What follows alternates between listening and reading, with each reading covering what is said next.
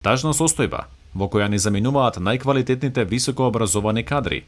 Така коментира првиот човек на Државниот завод за ревизија, Максим Мацевски, во разговор за Гласот на Америка. Не заминува она што значи највисоко профилираниот кадар од нашата држава, она што значи носечката гранка или носечкиот столб на идниот развој на нашата држава. Државниот завод за ревизија на почетокот од овој месец објави извештај за заминувањето на стручните кадри. Експертска анализа за периодот од 2013 до 2021 година покажала дека мерките за намалување на иселувањата не биле ефикасни.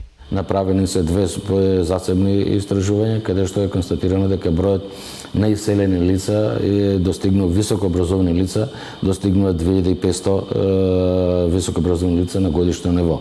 Ревизорите пресметале дека само за образование на толкова бројка лица државата годишно трошела по 316 милиони евра. И не е само тоа што тие заминале и што сме го плателе за нивното образование, него и тоа што тие нема да земаат плата, нема да генерираат дополнителна додадена вредност во нашето општество, нема да се плаќаат даноци и придонеси и сето тоа ако соберете вкупниот негативен ефект од одливот на високообразовани кадри, цената на чинење за образование годишно за овие кадри од 316 милиона, ќе добиеме вредност од 828 милиона евра, државата губи по однос на она што значи одлив на овие високообразовани кадри.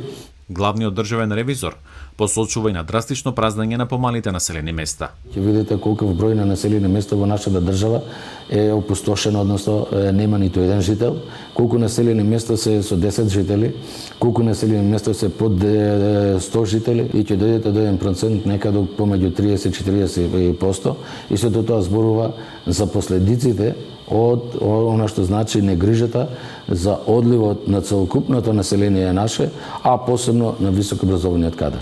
Ацевски сепак потсетува дека миграцијата е светска појава.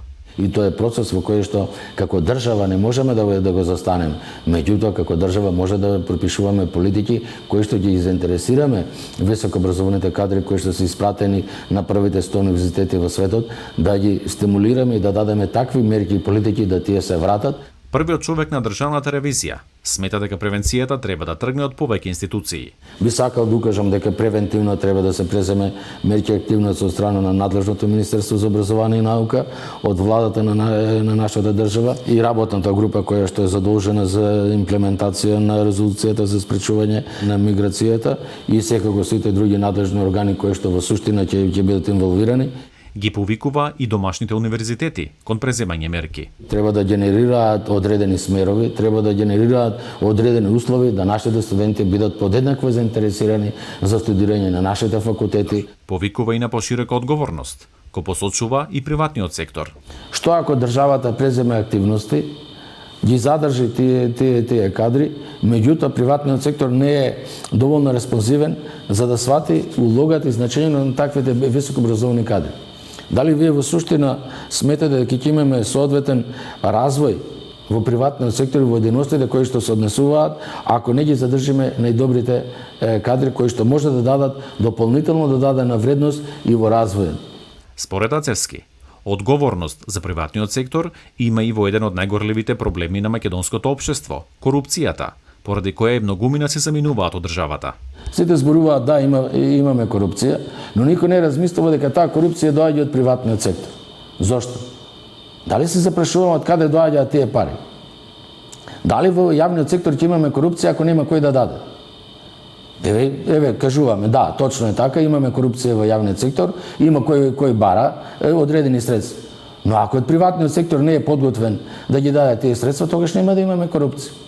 Прстот го посочува и кон државните служби. Треба професионално да извршуваат својата работа, треба да работат на својот интегритет и треба да бидат посветени на државата и на институцијата каде што припаѓаат. На моите вработени им кажувам 3 работи. Треба да припаѓаат на семејството, треба да припаѓаат на пријателите, треба да припаѓаат на институцијата каде што работат, бидејќи од таму земаат плата и го одржуваат своето семејство. И на крајот треба да имате чувство на припадност на државата. Ако сите овие работи ги немате и немате чувство на припадност, тогаш нема потреба да бидете во јавниот сектор и нема потреба да бидете дел од нашата држава. За овие и за други проблеми, Ацевски истакна дека веќе разговарал со дел од министрите на новата влада. За Гласот на Америка, Тоше Огњанов.